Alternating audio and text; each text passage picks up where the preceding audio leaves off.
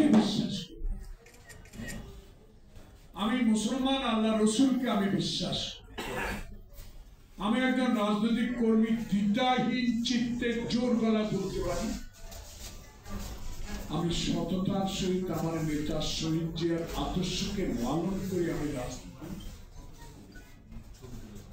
কিন্তু বাংলাদেশে আমার মনটা এত খারাপ হয়ে যাচ্ছে। প্রত্যেকদিন আপনাদের পত্রিকা, টেলিভিশন, ইউটিউব, সামাজিক যোগাযোগ, সকাল থেকে নামাজ পড়ে আর ঘুমায় না, উঠে যখন পড়তে দেখে মন দেখা কি জন্য দেশ স্বাধীন করেছি,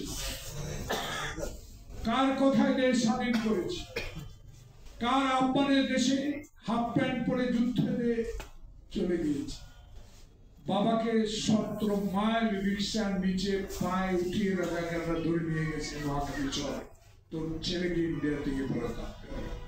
এইসব দৃশ্যগুলো মনে হয় আজকে ব্যথা পায়। প্রিয় ভাইয়েরা, আপনার মতো একজন গুণীজন সচেতন ব্যক্তিকে বাংলাদেশে এমন একটি স্থানে বসিয়েছে যে ব্যক্তিটি 3 মাসের মধ্যে একটা নির্বাচন করার যোগ্যতা ছিল, কেন 9.5 মাস অতিবাহিত?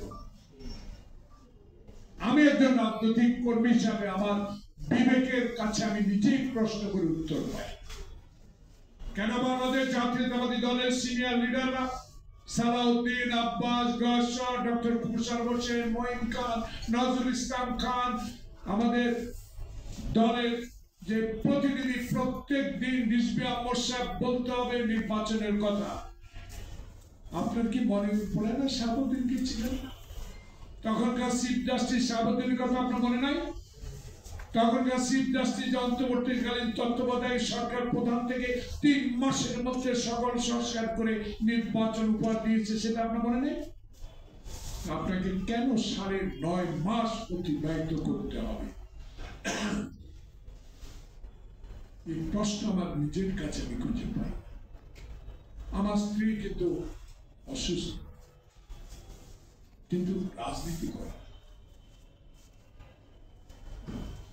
সে আমাকে বলে আমি তাকে একটু উৎসাহিত রাখার জন্য, ক্যান্সার খুবই খারাপ, আমি তার সাথে বেশি গল্প করি, ইউটিউব রাজনীতি করতে। আজকে বাংলাদেশ প্রতিদিনে সাবজেক্ট দেখছি,